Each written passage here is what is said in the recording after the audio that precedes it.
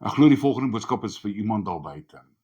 Ek wil vir jou lees uit Jesaja 40 vers 28, 29 en 31 uit die 83 vertaling. Die vers begin nou so met, weet jy dan nie, het jy nog nie gehoor nie. So 'n verbasende vraag wat gevra word asof jy moet dit weet, jy moet dit eintlik verstaan van, weet jy dan nie, het jy nog nie gehoor nie, die Here is die ewige God, skepper van die hele aarde. Hy word nie moeg nie, hy raak nie afgemat nie, en sy insig is ondeurgrondelik.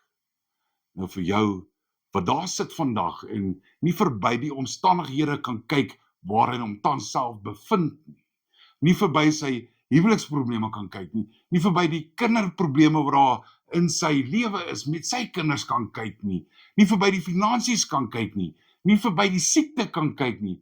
Sy omstandighede is net te groot en hy haak vas. Ek wil met jou praat vandag. Ek wil vir jou sê vandag, weet jy dan nie, het jy nog nie gehoor nie. Die Here is die ewige God, skepper van die hele aarde. Hy word nie moeg nie, hy raak nie afgemat nie, en sy insig is ondeurgrondelik. Dan gaan ons na vers 29 toe, dan sê, hy gee vir die vermoeides krag, hy versterk die wat nie meer kan nie.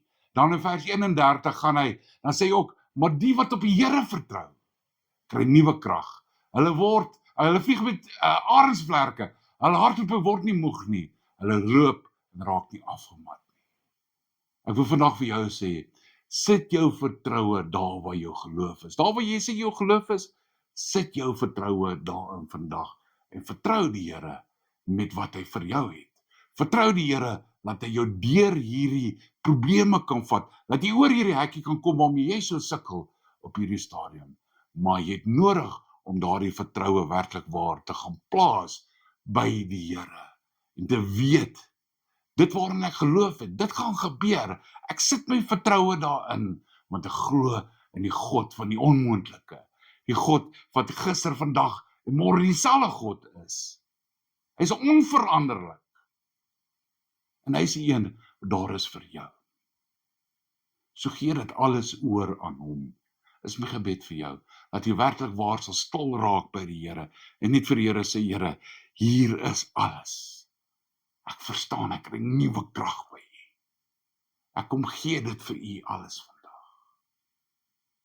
En ek beloof jou, hy sal jou nie teleurstel nie. Mag jy een awesome dag hê. Shalom.